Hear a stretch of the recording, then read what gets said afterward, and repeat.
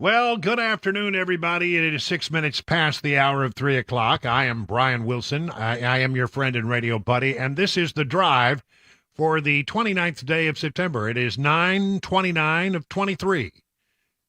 And we're glad that you're with us here on The Drive for an exciting 4 hours. Okay, most of it will be exciting. Some of it, you may yawn now and then, but we're not going to try to keep that to a bare minimum. We don't want you to yawn. We want you to be engaged. We want you to be, fully involved in what we're doing here. So we'll try to keep it interesting. That's our goal. I guess we have to start with what's happening in the swamp with the shutdown. It looks like, it's not absolute yet. I just saw a countdown clock. It's like 1 day and a little less than 8 hours until the shutdown would absolutely kick in.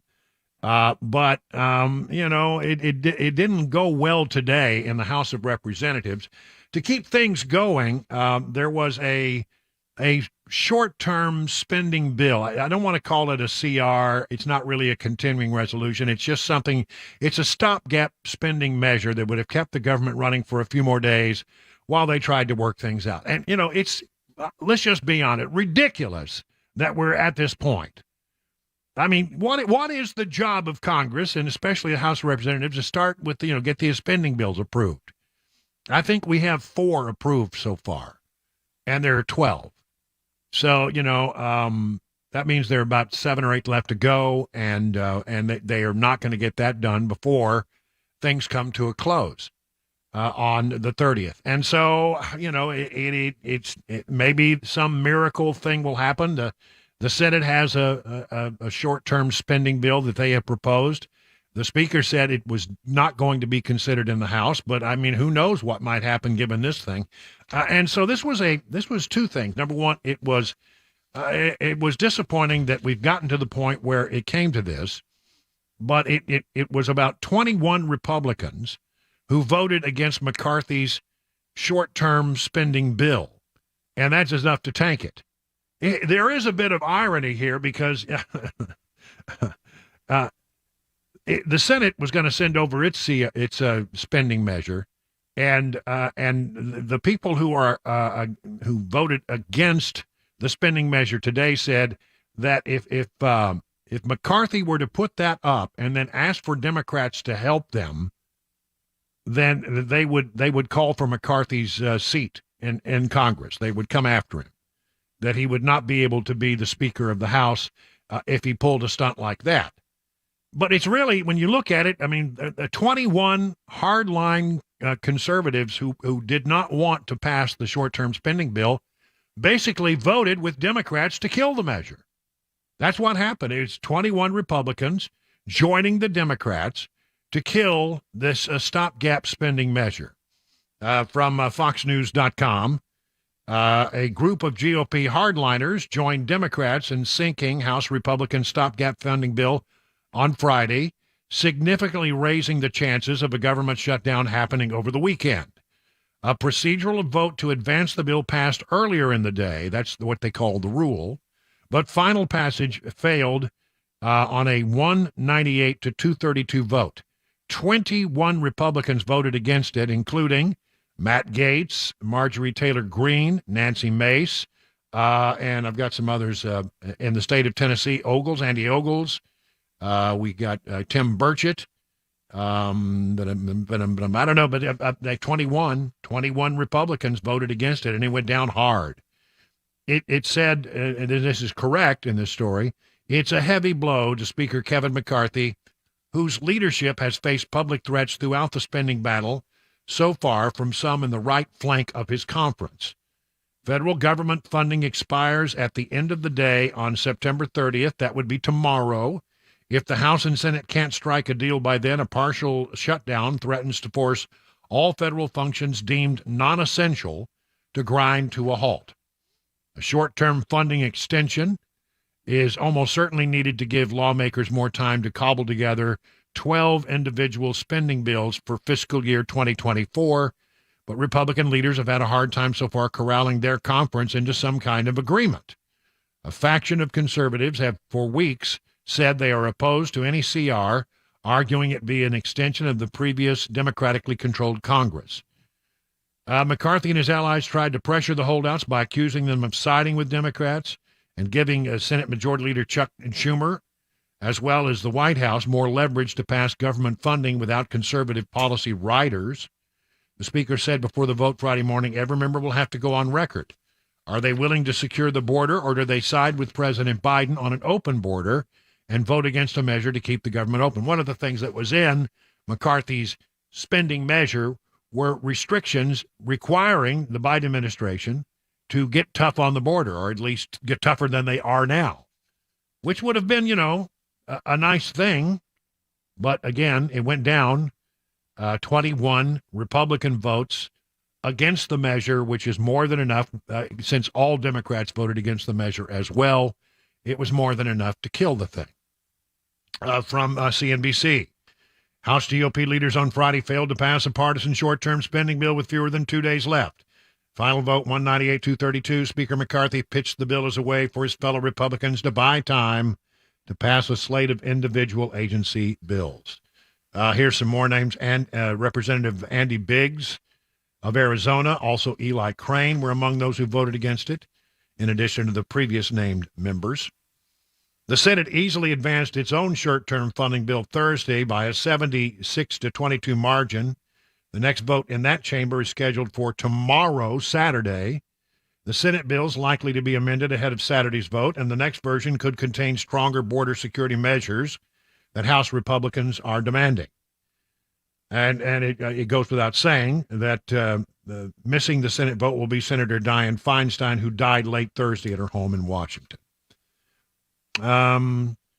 So across Washington on Friday, government agencies preparing their employees and the public for the effects of the shutdown. The Smithsonian Institution said it would use existing funds from last year to keep its museums and the National Zoo open for at least one more week. So, I mean, there are some games that can be played, some policies that can be implemented to keep things going. But that doesn't mean that everything's going to keep going. What does it mean? I mean, well, it means you're going to get your Social Security check. I mean, anybody who tells you otherwise is lying to you. That's considered essential. You'll get most what they consider essential. Did you ever have a snow day and they say essential employees?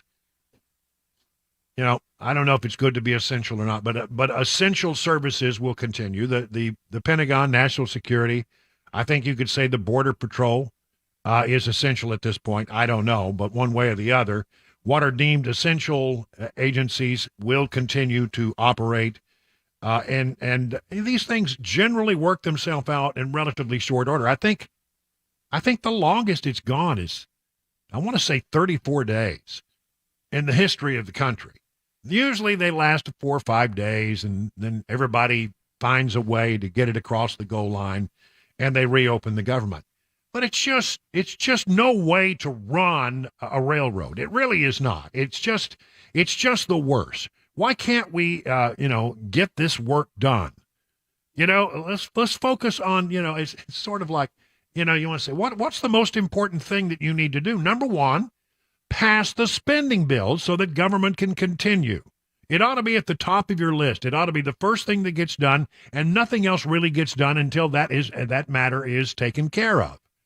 You can't run a business this way. You can't run a private institution this way. Nobody runs the things like this except the government, and the government just seems to be so incompetent that they can't get this stuff done. It's irritating is what it is. And I say a pox on all their houses, because this ought to be the first thing the first thing that's done is to make sure you've gotten the appropriations bills passed. 12 of them, get them done. Go to conference. Do whatever you have to do to make it get across the goal line. But, I mean, come on. Enough of this nonsense.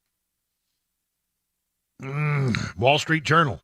House Speaker McCarthy's bid to avert a government shutdown read headlong into opposition from dissident conservatives Friday. The bill failed in 198-232. You've heard all that.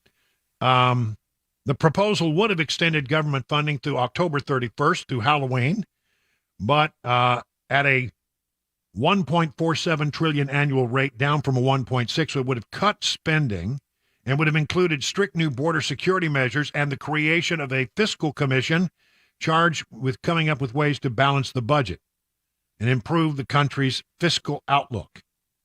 McCarthy went ahead with the vote even as it faced long odds of passing. He had to cast the vote as a test of holdouts' willingness to legislate, pointing to the border security measure as a key sweetener. They were really hoping that would bring a few people across. It would have been a cut in spending for a short term, and it would have had a border security measure in it that would have tightened up the border, required that certain things happen at the border. I don't know, it would have been a nice thing, but I think on principle, the conservatives said, enough is enough. Enough is enough. We just can't keep going down this pathway, and this is no way to run a railroad. So the spending measure is defeated, and I would be less than, we'll get into it in a moment, a little bit later in this hour, but I would be remiss if I did not say this whole thing could ultimately end with McCarthy losing the speaker chair. There's going to be, according to Matt Gaetz, there's going to be a vote to vacate. Now, I don't know if you'll have 21 votes like he had, that went against him on the budget, but he can't afford to lose many votes before he'd be forced to vacate the chair, and the whole process would start over. Who is going to be the next Speaker of the House? It was interesting to note, there's one story, and I'll just give you a little headline. We'll get into it deeper in a bit, but there was one story that suggested that it might be Mark Green. Mark Green has been asked to be and run for Speaker on several occasions, and he has declined. I think what this speaks of in some ways is that Mark Green, a member of Congress here from the state of Tennessee, is held in pretty high esteem by just about everybody, the moderates, the conservatives, the whole bunch. And he was seen as one person who might be able to bring everything together. But Mark Green apparently in the past, when asked to be available for a speaker's vote, has said no. How this all might play out is a game that is going to be interesting to watch. But chaos is the order of the day in the swamp, as they don't really have a plan. Nobody quite knows how this thing is going to resolve itself. And if I were a betting man, we told you the other day that, John Rose, I think it was, who said, Congressman Rose said he thought it would be a 50-50 chance that we could avoid a shutdown. It seems like to me it's like 80-20 now toward a shutdown. I would be surprised if they come up with something. I don't see how this is going to be cobbled together in time. I don't see a measure or some miraculous plan that will emerge that will prevent a shutdown. So, get ready. You may not even notice it, but I think there's going to be a government shutdown. And I say, okay, if we have to shut her down, shut her down. But now let's make sure we get something out of it. Let's make sure that we don't reopen the government without having done something that cuts on spending. And certainly, I think it would be great if we come up with a measure that requires the Biden administration to enforce the laws with regard to immigration on the southern border. But chaos is the order of the day, and it is increasingly beginning to look as if there will be a government shutdown. 20 minutes now past the hour of 3 o'clock.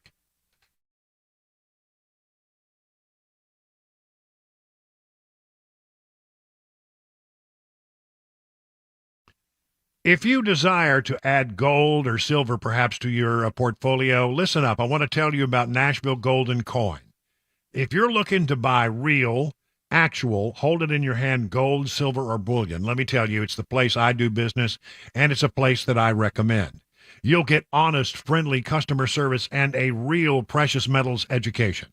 They also specialize in the buying, selling, and appraising of coins, and you may not have any idea how much those old coins you have laying around the house might be worth. I mean, a lot of people stick old coins back and don't think much about them. Well, I brought in a few silver coins that I had in a shoebox. Some of them came from my dad. Some I collected on my own. They'd been in my sock drawer forever. It turned out to be worth $1,652. I was shocked. When you're in the market to purchase precious metals or just want to find out what those coins might be worth. Schedule a one-on-one consultation today. That's the way they operate. Go to NashvilleGoldandCoin.com. That's NashvilleGoldandCoin.com.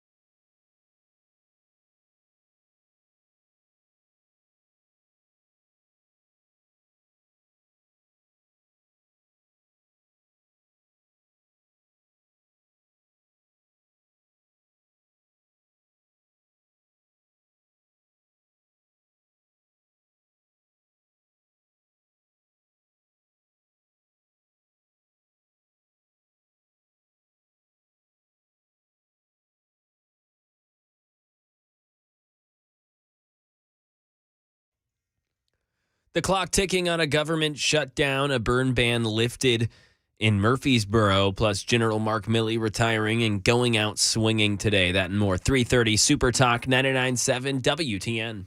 It's Mac Morey there in the newsroom, and there in the control room pushing all the blinky buttons is Chris Weber, and then we're glad to have you. Listen, guys, it's been a hectic morning here for your friend and radio buddy. Oh, yeah? I mean, best laid plans. So, Cabana Wife, by the way, I'm looking at the TV right now. New York City, 7 inches of rain. The subways are flooding. It's like a mess in New York City. Guess where Cabana Wife is headed right now?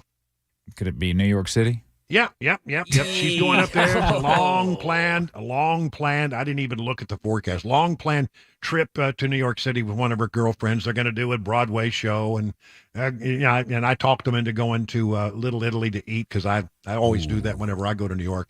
But apparently, the city is in duress, as they say at the moment, because of the flooding that's going on there. It's a serious problem. I hope she does all right, across. So anyway, the whole idea this morning was, let's run a little errand. I needed to go get. I'm going to go to a ball, and the ball requires a tuxedo. A ball? I have Fancy. 2 balls. Wow. Yeah, actually. Well, All fancy right, dance Cinderella. balls. That's right. Yeah. I do too. And one of them is the Heritage Foundation Ball, which is something that we go to every year because we have friends who are very deeply involved in that. And another one is something called the Mars Ball, which I know a little less about. It's way down in horsey country. But one way or the other, need a tuxedo, right? You and mean I had a Brian tuxedo. Wilson does not have a tuxedo? He does, but Brian Wilson used to be a lot bigger than he is Oh. right now. And it I doesn't forgot fit about that. anymore. So, going to find a tuxedo when you are a big and tall and awkward man is a difficult thing. So we decided we'd go look and see if we could rent one, right? And so the idea, we're going to go rent a tuxedo, get that all straightened out. And then we were going to go have an early lunch. And then I was going to take her to the airport and drop her off and then get back to the house in plenty of time to prep for the show. Okay. And about halfway through that process, before we got a chance to eat, she realized that she had left her ATM card at a restaurant in Franklin the previous evening. Oh. Dang it. So guess no. what we had to do? You had to go to Franklin. From Mount Juliet, where we started, we had to go to Franklin. And, Franklin, God bless, I love Franklin. It's a lovely place, but it's not easy to get to, really, honestly. You got, and traffic was heavy, and we go and, she's calling the restaurant. It doesn't open until 11 to make sure that they have the card and try to find it so that she's not standing around. They get the card. Now we got to drive all the way back. And then I have to drop her off at the airport, missing lunch. And you know how I get when I don't eat. I'm hangry, hangry about having had to go to Franklin. I'm sure that was a lovely ride. Oh yeah. Oh yeah. The bounds of our love for one another was tested severely. Yeah. And so I drop her off, and of course it's Getaway Friday. Everybody's trying to get out at the airport, and everything is jammed. And so it's not like a quick drop off and you move on. There's only one thing that was sort of interesting about it is I dropped her off, and she takes off to go catch her flight. And I am trying to get out of the airport. And I'm driving out of the airport, and I look to the right. And unbelievable to me is an old friend of mine I haven't seen in forever, standing on the sidewalk, Major Garrett, who now works for CBS, but we used to work together at Fox. So I'm rolling down my window going, Major! Hey! And he's looking around like, who's yelling at me? And then I drive up in a pickup. He hasn't seen me in years, and I got a little beard, and my hair's a lot grayer, and I'm going, Major, it's Brian. It's Brian Wilson. He's like, who? He's like, who? Who are you? What? But we did finally, have at least a moment. He was just in town with some friends, and so I said, good to see you. Got to go. I'm blocking traffic. And took off and got out to the house. And, but lunch was, I haven't really eaten. Oh, today. Whoa. Well, you may have to. You know how I am. Yeah. The old saying among producers that I used to work with was if we were in the field and, we got busy on a story and they always carry what they called Brian snacks in there. The producers always carried Brian snacks because they said, he's fine unless he gets hungry. If he gets hungry, you don't want to be around him. And it's really true. It's a joke in my family. I get hangry when I haven't eaten. Well, hopefully your cookie drawer is not empty. Well, I've been through the cookies and a few pretzels and a Dr. Pepper. That's all I've had time to eat. It's just ugly today, folks. It's not been a good day, but Cabana Wife is on her way to a flood-stricken New York City. And I bet she didn't pack her galoshes. I bet she didn't. And, I guarantee you she's going to get there and realize there's something else she forgot. She always does that. So, but yeah, God bless her. She's on her way. And she felt bad. She knew that this was like, she couldn't go on a trip without her ATM card. Of course. You need that. And so there really was no other choice, but that's been my day. Fun. Whew. Yeah. Can't compete with that. No, listen, it really wasn't. But, we'll be okay. We'll shake it off. We'll be like Taylor Swift. We'll shake it off, and try to get through the rest of the program. So, bear with me. If I get a little edgy, you'll know what's going on. You better find some more snacks, is all I got to tell you. And I got a bulldog behind me who's acting up. Okay. Well, on that note, it's 3:30 now on Super Talk 99.7.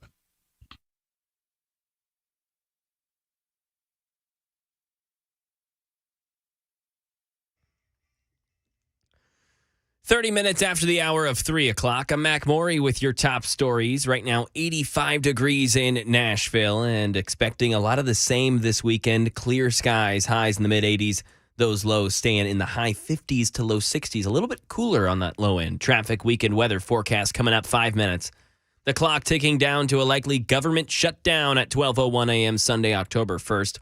Lawmakers frantically working on several measures to try and avoid the lapse in government funding, but there is no resolution in sight.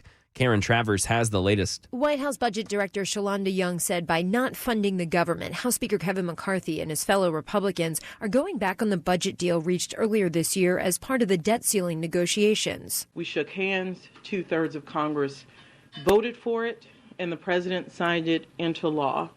A commitment to the American people that reduced the deficit, protected critical programs, and ensured their government remained open. Calling them, quote, extreme, Young said House Republicans need to stop playing political games and keep the government open. And Tennessee Congressman Andy Ogles joined the Matt Murphy Show on WTN and said that the fact that the appropriations process has been finished in regular order only 5 times in 50 years is obscene. Right now in Tennessee, News 2 says the Murfreesboro Fire Rescue Department has lifted the burn ban there. The last 2 days of showers improved the safety conditions. Officials did say, however, that bonfires and burning that requires a city permit is still in effect and will be reviewed on Monday. The outgoing chair of the Joint Chiefs of Staff had veiled criticism of former President Trump during a speech today. Brian Clark. General Mark Milley did not mention names during his retirement ceremony, but did say the military swears to protect the Constitution. We don't take an oath to a king or a queen or to a tyrant or a dictator. And we don't take an oath to a wannabe dictator. And former President Trump recently called Milley a woke train wreck. And Milley, speaking earlier this month to ABC News, said he's optimistic about the country's future. We've been through some tough times. This is not the toughest time. America will prevail. It'll come through stronger on the other end, and the American people are going to be just fine. And that is the latest news, weather, and traffic next. I'm Mac Maury, WTN News.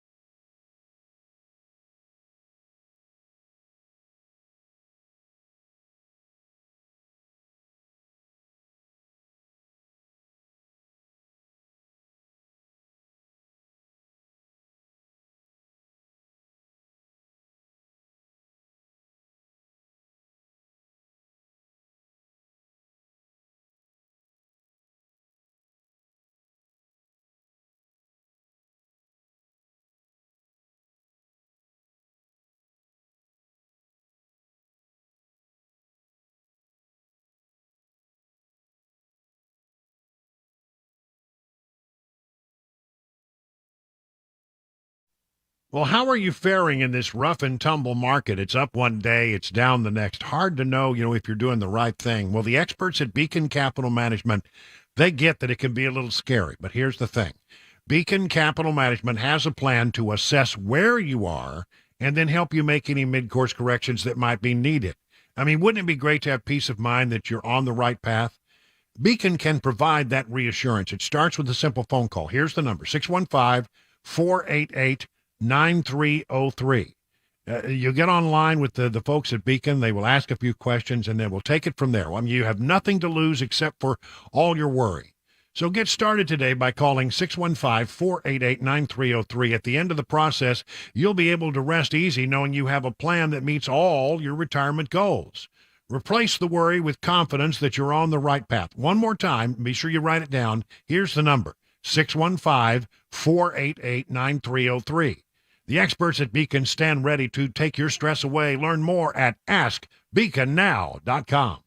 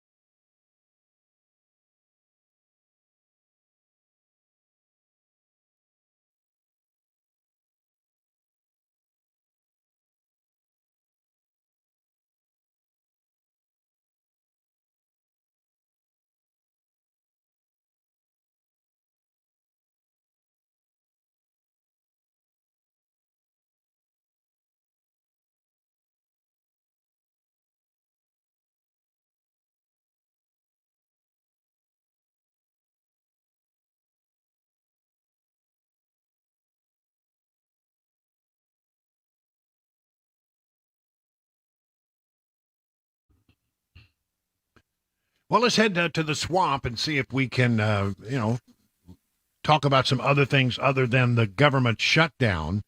There are a few things. I mean, one of the things I wanted to spend a moment or two talking about here is what happens if there is a move to vacate the chair in the House of Representatives and McCarthy is kicked out of his seat as Speaker of the House.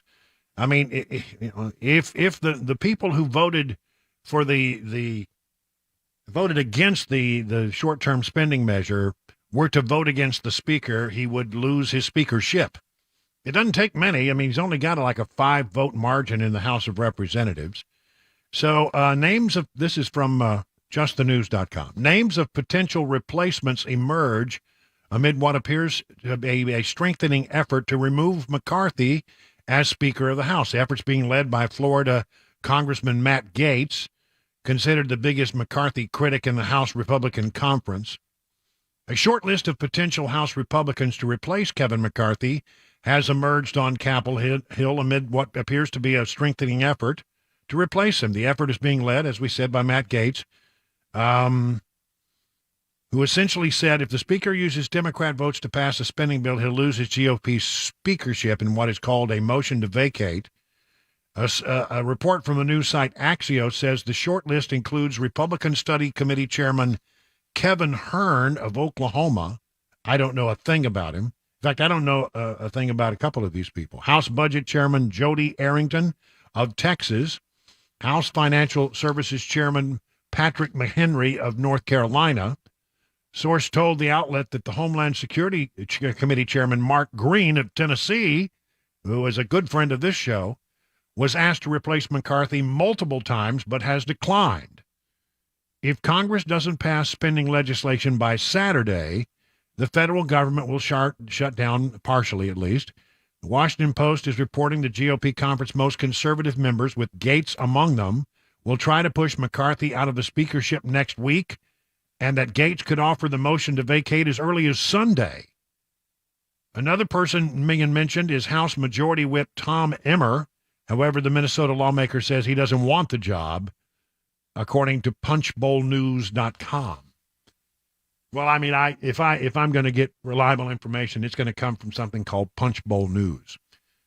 But I mean, it is the House Republicans are a house divided against itself, and you know what they say: a house divided cannot stand. And I don't know what's going to happen. I will tell you, as someone who has walked those halls and knows a little bit about how the House is supposed to operate, I think McCarthy has been pretty good, and I think he's really good on one thing, and that is explaining why the actions of the House are taking place and why Republicans believe a certain thing. He's been pretty good in criticizing the President of the United States as part of this investigation that the House is doing. I think he's been good at times, really good, but the conservatives feel like he's not conservative enough. I mean, the hardline conservatives do. And so, even though this guy has been trying to walk a tightrope, there are a few people, and Matt Gaetz is the leader of the bunch, that just, are not bound and determined. They're not going to remain quiet until they chase the guy out of the speaker's job. So Gaetz doesn't like McCarthy because Gaetz got into an investigation by the House Ethics Committee. Now, he was cleared of all wrongdoing, but he didn't feel like McCarthy had his back, and he's got a long memory about that kind of thing, and that's part of what's driving Gaetz. Gaetz just doesn't like McCarthy and would never, ever find him satisfying on any level as a member of the leadership. I don't know what will happen, whether or not there will be enough votes to actually remove McCarthy from the speakership. But, it only takes one person now because of the rules that were set up when McCarthy became Speaker. Any member of the Republican caucus, or any member of the Democrat caucus, for that matter, can go to the well and demand a vote on whether or not the chair should be vacated. In other words, the speaker should be fired. So, this is going to be something to watch, and I think that'll all start to play itself out next week. Will McCarthy survive? It could go either way. It feels like to me right now it could go either way. Part of how the vote goes will depend on how they resolve this budget standoff that they've gotten, because it's now looking increasingly as if there's going to be a government shutdown, as we mentioned in the first segment of this hour.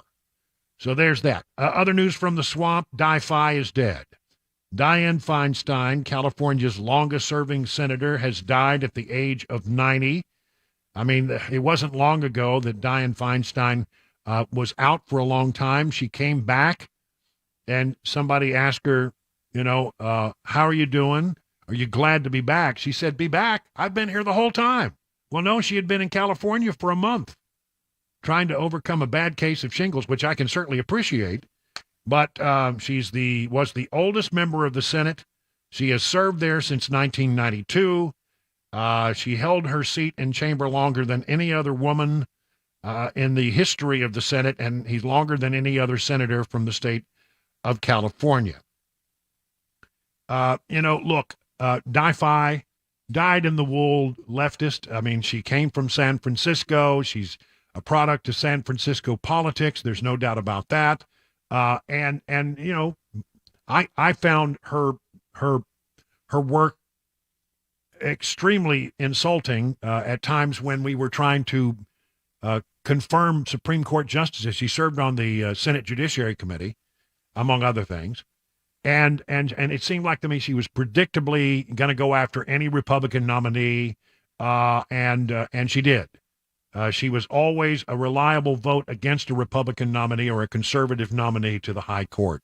And I thought that, the way she conducted herself in those hearings, sometimes I really disagreed and thought it was just poor form. But one way or the other, there is one area where she was, a lot more moderate, if not a bit conservative. And you may be shocked to hear this, but she served for a long time as the chairman of the Senate Intelligence Committee. And on national security issues and on intelligence matters, my judgment, and I observed her for a long time, was that she was a lot more conservative than you might expect, given the fact that she is a Democrat from San Francisco. I think she got high marks from both conservatives and Republicans about the way she conducted herself as chairman of the Senate Intelligence Committee. But, she didn't, she had lost it. She was in a wheelchair. She was unaware, sort of like Joe Biden in a way, unaware of what she was doing and what was up. And she seemed to be fumbling and stumbling. And a lot of people thought she should have stepped down. Now the question is who will become the interim senator, because there's going to be an election before long. And it will be up to Gavin Newsom to decide. I think there are 3 people interested in running for her seat right now. And he said, I think way back in 21, that he would replace, if there ever was a vacancy, he would replace the vacancy with a black female. My first thought was, well, there's a way to get Kamala out of the picture, send her back to California. But no, I don't think that's what's going to happen. It's only a few months before the election where they will pick a new nominee. So I don't think that's going to be a thing where they solve their Kamala problem by sending her back to the Senate as a senator from California. So there. But Dianne Feinstein dead at the age of 90.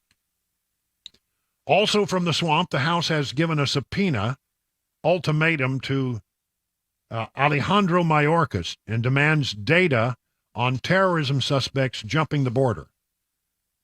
3 House committee chairmen delivered a final warning Friday to Homeland Security Secretary Alejandro Mayorkas, according to the Washington Times, telling him to turn over details about terrorism suspects who have sneaked across the southern border, or else they'll issue a subpoena to force him to comply.